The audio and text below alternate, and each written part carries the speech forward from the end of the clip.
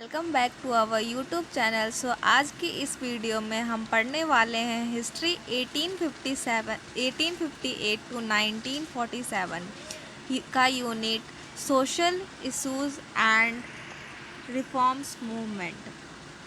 इसका इसका part two, इस यूनिट का पार्ट टू। अगर आपने इस यूनिट का पार्ट वन नहीं देखा तो जल्दी से देख लीजिए। इस यूनिट का जो वीडियो है पार्ट वन वाला वो चैनल पर अवेलेबल है। So let's begin the video. Social issues and reforms movement का पार्ट सेकंड होने वाला है ये, जिसमें हम सावित्री बाई फुले और अंबेडकर ने जो भी सोशल रिफॉर्म्स करे हैं वो हम इस वीडियो में पढ़ने वाले हैं। स्टार्ट करते हैं वीडियोस को। 1957 में और 1858 से 1947 में फूले और अंबेडकर ने जो भी सुधार किए हैं उन्होंने इस वीडियो में जानने वाले हैं।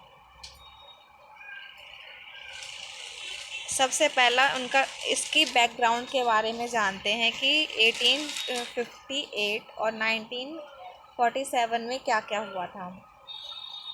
Deep social, political and economic transformation in India. The periods from 1858 to 1947, मतलब जो 1858 टू 1947 का जो पीरियड था उसमें सोशल और पॉलिटिकल एंड इकोनॉमिक ट्रांसफॉर्मेशन हुआ था इंडिया में। मतलब जो भी समाज में, राजनीति में, अर्थव्यवस्था में बहुत ही ट्रांसफॉर्मेशन हुआ था। सोशल रिफॉर्म्स हुए थे। सोशल रिफॉर्म्स जो था वो एक सेंट्रल पार्ट बन गया था रिफॉर्म्स लाने का। Social reforms become a central and addressing caste discrimination, untouchability, gender inequality, illiteracy and social stagnation। मतलब कि जो सोशल रिफॉर्म्स थे एक सेंट्रल प्रॉब्लम बन गई थी, जिसमें कौन कौन सी प्रॉब्लम्स आती है। कास्ट डिस्क्रिमिनेशन, मतलब कि जो भी जाति थी उनके बीच में भेदभाव करना। वो एक जाति बना लेते थे लोगों के बीच में, वो समान नहीं मानते थे लोगों को। छुआछूत करना, जेंडर इनइक्वालिटीज़, मतलब कि मेंस और वुमेंस में डिस्क्रिमिनेशन करना। इलिटरेसी, मतलब जो शिक्षित अशिक्षित वर्ग थे उनमें भेदभाव करना। मतलब ज़्यादा से ज़्यादा लोगों को पढ़ाया नहीं जाता था, उनको एजुकेशन में प्रमोशन नहीं मिलती थी। सोशल स्टैग्नेशन, वो सामाजिक रूप से वो पिछड़े हुए माने जाते थे। इन सब चीज़ों से जो डीप सोशल जो थे इश्यूज़, उनके बारे में ये रिफॉर्म्स लाना चाहते थे। The rise of western educations, British legal systems and Christian missionaries critique contribute to self reflections among Indian thinkers। जो वेस्टर्न एजुकेशंस था वो आने लग गया था, वो राइज होने लग गया था। ब्रिटिश जो लीगल सिस्टम है वो अपना लाने लग गए थे इंडिया में। और क्रिश्चियंस जो मिशनरीज थे वो क्रिटिक करने लग गए इंडियन थिंकर्स को। और और वो ये कंट्रीब्यूट करने लग गए कि मतलब कि हमें समाज में सुधार लाना चाहिए। Reforms movements challenge orthodox Hindu practice and sought to modernise Indian society. Reforms movement जो था वो चैलेंज कर रहा था जो भी समाज में हिंदू प्रैक्टिसेस थे, जैसे कि जाति व्यवस्था और कास्ट सिस्टम जो था, और अनटचेबिलिटी, छुआछूत, इन सब चीज़ों को ऑर्थोडॉक्स में चैलेंज कर रहे थे। रिफॉर्म्स मूवमेंट जो थे वो इन सब चीज़ों को चैलेंज कर रहे थे। और sought to modernise Indian society को मॉडर्न बनाना चाहते थे। तो सबसे पहले हम ज्योतिराव फूले के बारे में पढ़ेंगे इसमें, कि वो उनका कार्यकाल कौन सा था, उनका पीरियड कौन सा था जिनमें उन्होंने सुधार किए। तो वो पीरियड था 1827 टू 1819। अब इसका बैकग्राउंड जानते हैं कि उनका बैकग्राउंड कैसा था। तो सबसे पहले उनका बैकग्राउंड में हम पढ़ने वाले हैं कि वो advocated for universal education specially for Shudras Dalits and womens. मतलब कि मतलब वो यूनिवर्सल एजुकेशन, मतलब कि वो सभी के एजुकेशंस के बारे में वो बात करती थी। मतलब कि जो मेंस हैं वुमेन्स हैं वो तो इंक्लूड होते ही हैं, स्पेशली जो शूद्रास और दलित्स थे उस टाइम पर, क्योंकि उस टाइम तो कास्ट सिस्टम चलता था, जिसमें शूद्रास और जो दलित्स थे वो बहुत ही नीचे वर्ग के माने जाते थे, और उन्हें एजुकेशन से बहुत दूर रखा जाता था। वुमेन्स को भी बहुत दूर रखा जाता था, सिर्फ और सिर्फ मेंस को ही पढ़ने का मौका दिया जाता था। तो उन्होंने ज्योतिराव फूलों ने इस चीज़ पर ज़्यादा जोर दिया कि शूद्रास दलित्स और वुमेन्स को भी पढ़ने का मौका मिले। फिर founded the first girls schools in Pune. उन्होंने एक फर्स्ट गर्ल्स स्कूल्स बनाया पुणे में, और कब बनाया, 1848 में, with his wife Savitri Bai Phule. मतलब कि ज्योतिराव फूले ने अपनी वाइफ के साथ, सावित्री बाई फूले के साथ, उन्होंने एक गर्ल्स स्कूल ओपन किया, फाउंडेड किया, और कब किया, 1848 में। 1848 में उन्होंने फाउंडेड किया गर्ल्स स्कूल। अब उसके बाद सत्यशोधक समाज की शुरुआत कब हुई थी, 1873। अब इसमें society of truth seekers to promote social equality. मतलब ट्रुथ सीकर्स मतलब जो भी सच बोलने वाले थे, जिनको सोसाइटी में एक सच्ची स्थापना चाहिए थी, और सोशल इक्वालिटी मतलब कि समाज में बिल्कुल सबको एक इक्वल दर्जे पे रखने के लिए, एक इक्वल लेवल पे रखने के लिए उन्होंने बहुत बड़ा रिफॉर्म किया था। किसने, सत्य शोधक समाज ने बनाने की एक बहुत ही अच्छी शुरुआत करी थी। Worked to liberate the lower caste from Brahminical and hegemony. Worked to liberate मतलब कि जो लोअर कास्ट के लोग थे उनको लिबरेट करना, उनको आज़ादी देना। जो ब्राह्मिकल थी, हेजिमनी मतलब उनका जो बहुत ही वर्चस्व फैला हुआ था, जो ब्राह्मण्स थे वो बहुत ही ऊंचे कास्ट के माने जाते थे, उनका जो दर्जा था वो बहुत ही ऊंचे ऊंचे दर्जे के वो माने जाते थे। कास्ट सिस्टम में सबसे टॉप लेवल पे वही माने जाते थे। तो वो उनसे आज़ाद रहना, और जो लोअर कास्ट थे वो बहुत ही नीचे माने जाते थे, तो उनका वर्चस्व था, उनको कम करना, आज़ादी दिलाना, इन सब चीज़ों पे ज़्यादा फोकस किया गया था, इन सब चीज़ों पे ज़्यादा शुरुआत करी गई थी। Encouraged inter caste marriages and rejected वैदिक रिचुअल्स। मतलब कि जो इंटर कास्ट मैरिज का मतलब है कि मतलब अपनी जाति से अलग जाति में शादी कर लेना, तो इस चीज़ को एनकरेज किया कि कोई भी जाति व्यवस्था नहीं होती है, किसी भी कास्ट में मैरिज कर सकते हैं। और जो रिजेक्टेड वैदिक रिचुअल्स, जो भी रिचुअल्स होते हैं वैदिक, उनको भी इन्होंने रिजेक्ट कर दिया कि मतलब ऐसा नहीं करना है। लिटरली वर्क, उनके कौन, ज्योतिराव फूले के लिटरली वर्क कौन कौन से थे वो हम जानेंगे अब। तो पहला लिटरली वर्क कौन सा है, गुलामगिरी, स्लेवरी, और वो कब लिखी गई थी, 1873 में। इसमें इसमें क्या क्या लिखा हुआ है, इसमें लिखा हुआ है कि compare the caste system to American slavery. मतलब जो कास्ट सिस्टम को कंपेयर करा गया है अमेरिकन स्लेवरी से। स्लेवरी का मतलब दास। दास और कास्ट सिस्टम एक तरीके से देखा जाए तो दोनों एक ही जैसे हैं। कास्ट सिस्टम में ये होता है कि उनको एक तरीके से दास की तरह ही ट्रीट किया जाता है, उनको सबसे नीचे रखा जाता है, हर चीज़ से जो भी पब्लिक फैसिलिटीज़ है उससे अलग रखा जाता है। तो अमेरिका में भी स्लेवरी का सिस्टम ऐसा ही था, उनको दास बना के रखा जाता था। तो गुलामगिरी यानी कि स्लेवरी में इसी चीज़ को कंपेयर करा गया है, इसी चीज़ को कंपेयर करा गया है गुलामगिरी में। Emphasized the historical exploitation of non Brahmins, जो भी जो भी हिस्टोरिकल एक्सप्लोटेशंस हैं नॉन ब्राह्मण्स का, मतलब उसको एम्फेसाइज्ड करा गया। मतलब जो जो ब्राह्मण्स नहीं हैं, जो ब्राह्मण्स की हेजीमनी थी, वो एक्सप्लॉइट कर रही थी नॉन ब्राह्मण्स पे, तो इस चीज़ को एम्फेसाइज्ड करा गया। अब हम पढ़ते हैं डॉक्टर बी आर अम्बेडकर के बारे में, उनका क्या रोल रहा। उनका उनका पीरियड कौन सा था, 1891 टू 1956, मतलब उनका बर्थ कब हुआ था, 1891 में हुआ था, और उनकी डेथ जो हुई थी वो 1956 में हुई थी।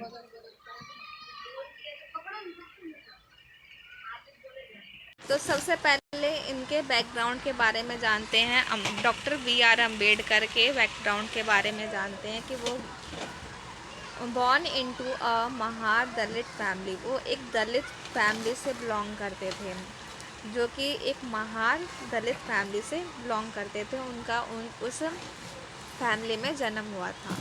First Dalit to receive higher education abroad, Columbia University LSE, मतलब वो जो फर्स्ट दलित थे जिन्होंने हायर एजुकेशन को लिया था, और वो भी अब्रॉड में, और वो भी कौन से यूनिवर्सिटी में, कोलंबिया यूनिवर्सिटी में उन्होंने अपनी एजुकेशन ली थी। मतलब बहुत ही मुश्किल से उन्होंने अपनी एजुकेशन को कंप्लीट करी थी। जैसा कि मैंने पहले ही बताया, वो एक फर्स्ट दलित पर्सन्स थे जो हायर एजुकेशन तक जिनकी पहुंच हो सकी।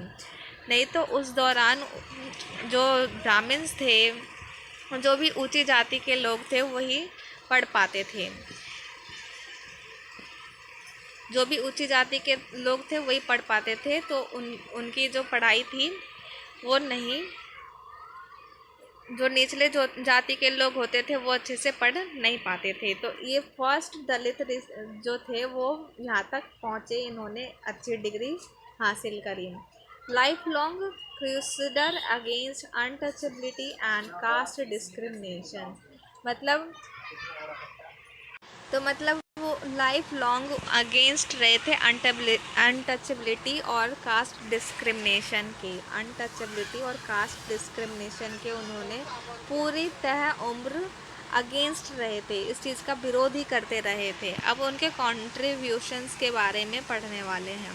उनके क्या क्या कॉन्ट्रीब्यूशंस थे, किनके, डॉक्टर बी आर अम्बेडकर के। तो सबसे पहला था कास्ट एनहिलेशन। कास्ट एनहिलेशन में वो advocated for complete destructions of caste based society, बिल्कुल ही खिलाफ थे कास्ट बेस्ड सोसाइटी के। मतलब कि जो भी सोसाइटी में कास्ट सिस्टम था वो उसका बिल्कुल विरोध करते थे। जो भी कास्ट सिस्टम था उसको फॉलो नहीं करते थे, बिल्कुल भी नहीं मानते थे, बिल्कुल इसका विरोध करते थे, क्योंकि वो एक खुद ही दलित जाति के थे। तो दलित जाति के साथ जो भी अन्याय किया जाता था वो इस चीज़ को बहुत ही अच्छे तरीके से समझ सकते थे। तो इस चीज़ का उन्होंने विरोध किया, और फिर उसके बाद उन्होंने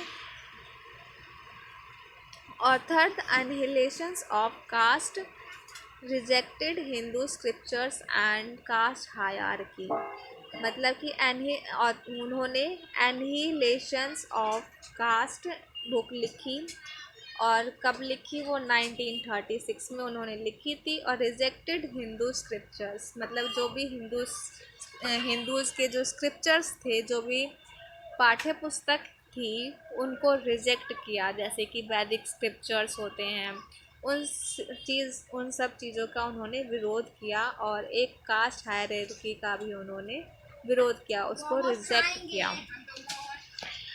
पॉलिटिकल मोबिलाइजेशंस में उन्होंने फॉर्म्ड बहिष्कृत हितक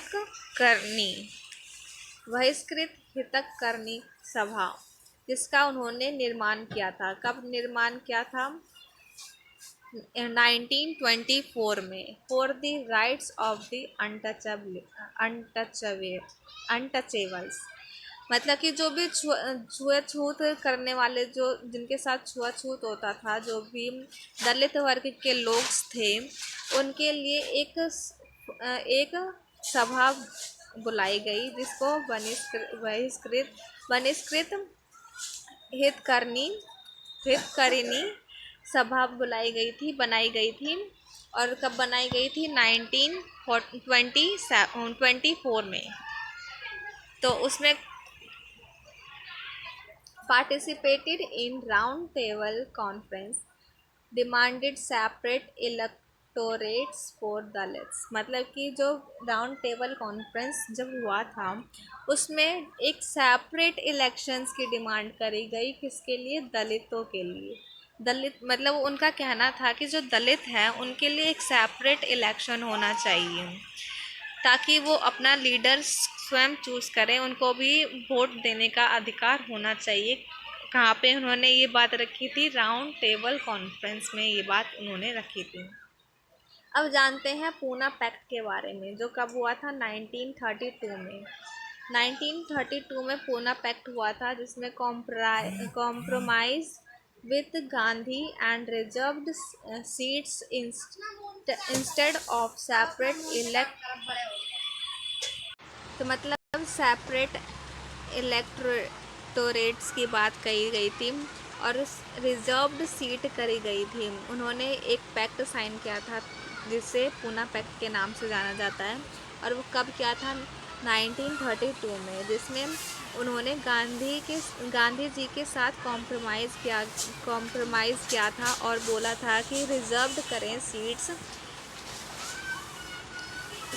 सेपरेट इलेक्टोरेट्स के बजाय। ठीक है, तो उन्होंने इस चीज़ की डिमांड रखी थी। और फिर उसके बाद temple entry and civil rights. अब टेम्पल एंट्री और सिविल राइट्स क्या क्या थे उसके बारे में हम जानेंगे। लेट द महासत्याग्रह उन्होंने चलाया था 1927 में फॉर वाटर राइट्स। मतलब कि जो भी दलित जाति थी उनको, मैंने पहले भी बताया कि पब्लिक फैसिलिटी से बहुत ही दूर रखा जाता था। उनका एक सेपरेट एरिया था जिसमें वो रहा करते थे।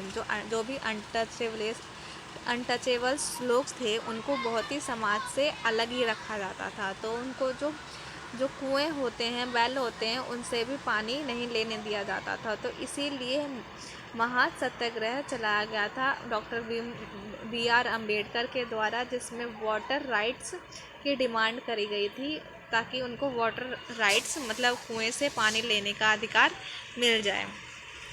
अब उनके बाद उनका नेक्स्ट मूवमेंट क्या था? टेम्पल एंट्री मूवमेंट, जिसको हम कहते हैं काला राम टेम्पल एंट्री मूवमेंट, जो कब चैलेंज करा गया था? 1930 में चैलेंज किया गया था। और ये एक रिलीजियस सेग्रीगेशन मूवमेंट है, जिसमें कि जो धार्मिक जो अलगाव होते हैं उस चीज़ को किया गया था। जैसे कि जो ब्राह्मण्स थे उनको ही टेम्पल में एंटर करने दिया जाता था, जो अनटचेबल्स थे उनको टेम्पल में एंटर करने नहीं दिया जाता था। तो इस चीज़ का उन्होंने काला राम मूवमेंट में उन्होंने विरोध किया कि नहीं, अनटचेबल्स को भी राइट्स है इस टेम्पल में एंट्री का, और मंदिर में जो भी धार्मिक स्क्रिप्चर्स हैं उनको पढ़ने का।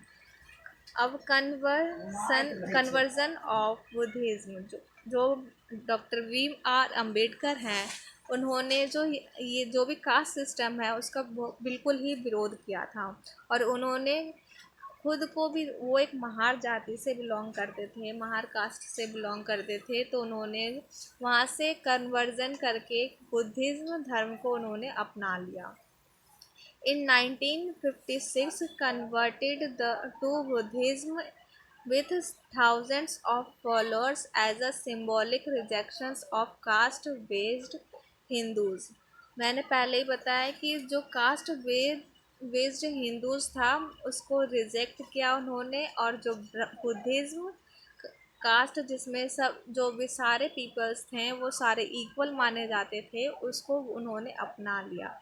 अपने धर्म को उन्होंने कन्वर्ट कर लिया बुद्धिज़्म में। और उनके साथ साथ थाउजेंड्स ऑफ फॉलोअर्स थे जो इस कास्ट को फॉलो कर रहे थे।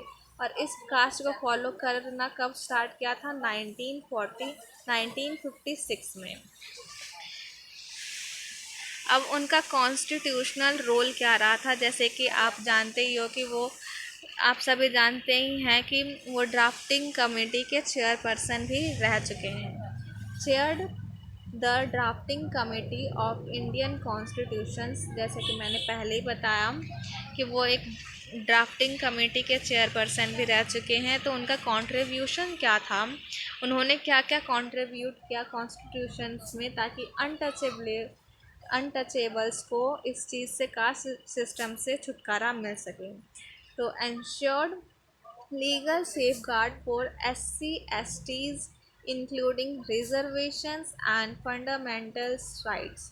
जो भी फंडामेंटल राइट्स हैं, वो 6 राइट्स जो दिए गए हैं आज के टाइम पर हमें, जो पीपल्स को दिए गए हैं, वो इस चीज़ की उन्होंने कॉन्स्टिट्यूशन में डिमांड करी कि हमारे कॉन्स्टिट्यूशंस में ये होना चाहिए।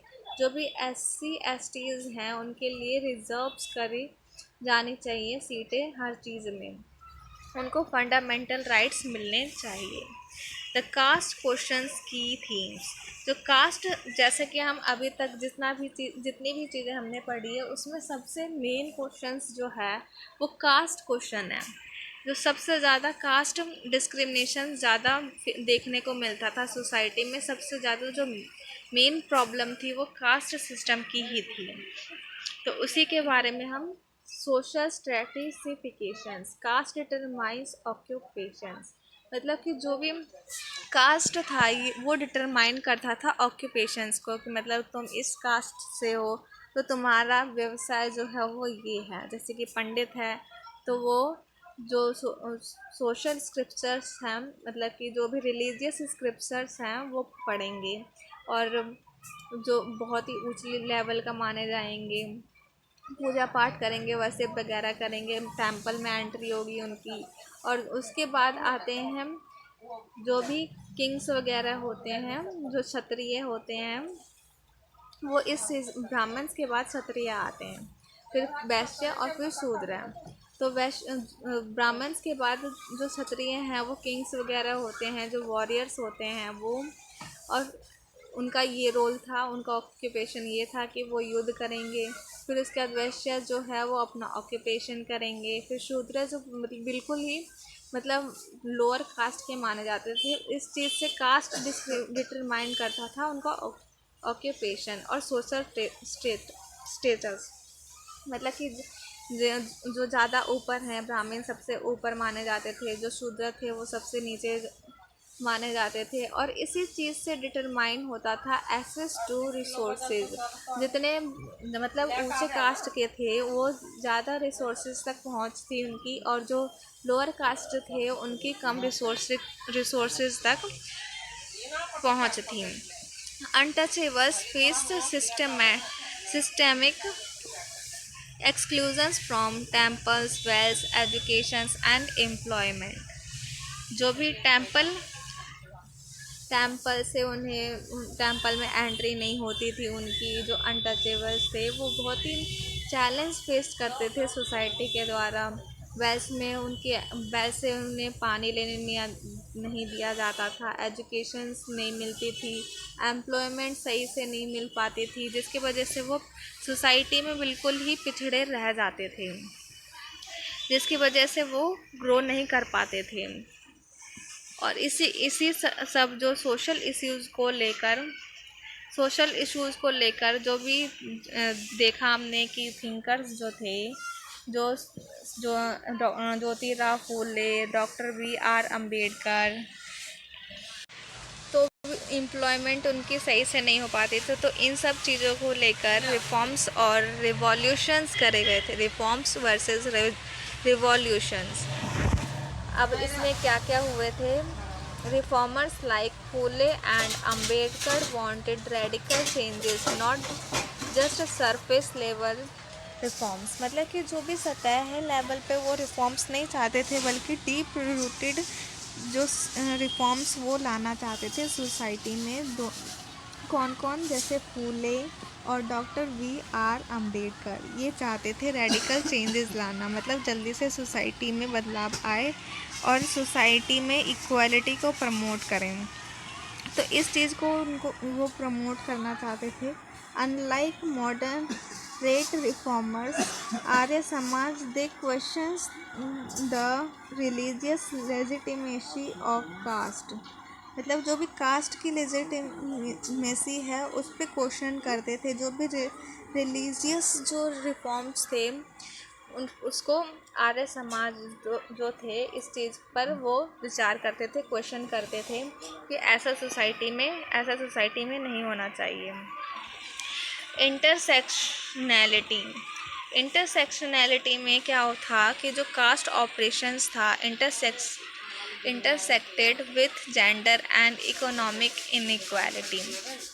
कास्ट ऑपरेशंस इंटरसेक्ट करती थी जेंडर को, उनकी इकोनॉमिक इनइक्वालिटी को, कि मतलब कि कास्ट ऑपरेशंस जो था वो मेंस और वुमेन्स में डिस्क्रिमिनेशन भी होता था उसमें, और इकोनॉमिक इनइक्वालिटी भी आती थी, जिसके कारण क्योंकि जो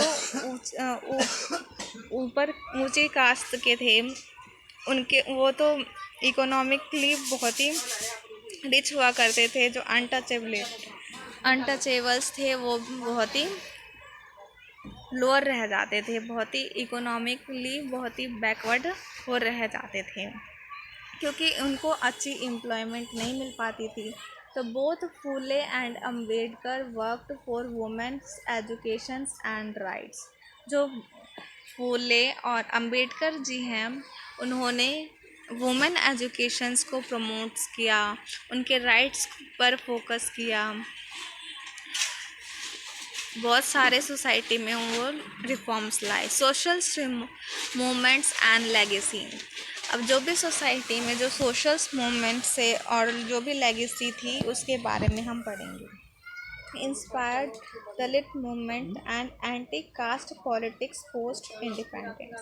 जो भी पोस्ट इंडिपेंडेंस से पहले जो दलित मूवमेंट्स चला था, ठीक है, जिसमें एंटी कास्ट पॉलिटिक्स पर ज़्यादा इम्पैक्ट पड़ा था कि कास्ट सिस्टम्स को पॉलिटिक्स से दूर रखना चाहिए। मतलब जो भी कास्ट सभी कास्ट के लोग इंडिपेंडेंट में पार्टिसिपेट कर सकते हैं।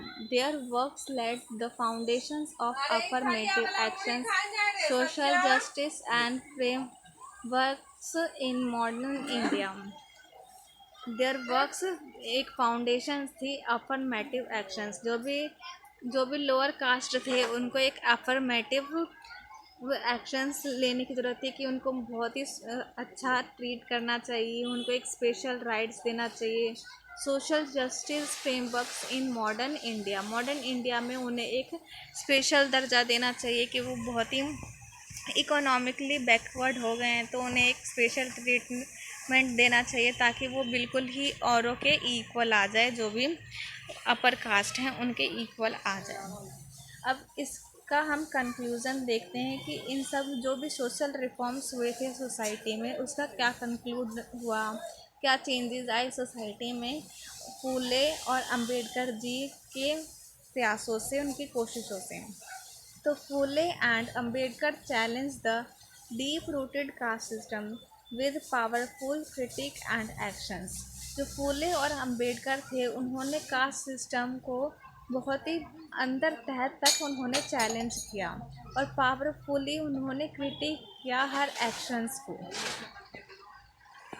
एक्शंस को उन्होंने क्रिटिक किया, उसकी आलोचना की कि सोसाइटी में ऐसा कुछ भी नहीं होना चाहिए। Their works continues to inspire Dalits movements and social reformers and constitutional thinkers. जो उनके प्रयास थे, उनके काम थे, उन्होंने दलित्स को इंस्पायर किया मूवमेंट्स के लिए। सोशल रिफॉर्मर्स जो थे उनको योगदान दिया। कॉन्स्टिट्यूशनल थिंकर्स जो थे उनको भी सुझाव दिए कि सोसाइटी में जो भी कास्ट सिस्टम है जो चल रहा है उसको जड़ से ख़त्म करना चाहिए। The caste questions thought constitutionally addressed remains a critical issues in Indian society में जो भी कास्ट सिस्टम है उसको क्वेश्चन किया कि हमें अपने कॉन्स्टिट्यूशंस में ये सारी चीज़ें लानी चाहिए। ये एक सोसाइटी का एक बहुत ही क्रिटिकल इशू है।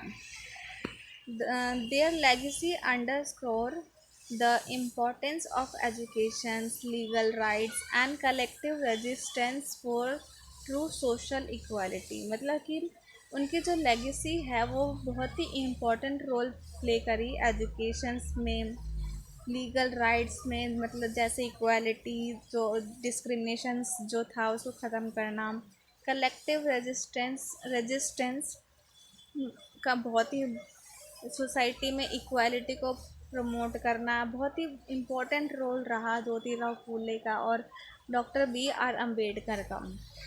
तो आशा करती हूँ कि आपकी को सारी चीज़ें अच्छे से समझ में आ गई होंगी। वीडियो अच्छी लगी तो चैनल को लाइक एंड सब्सक्राइब ज़रूर करें।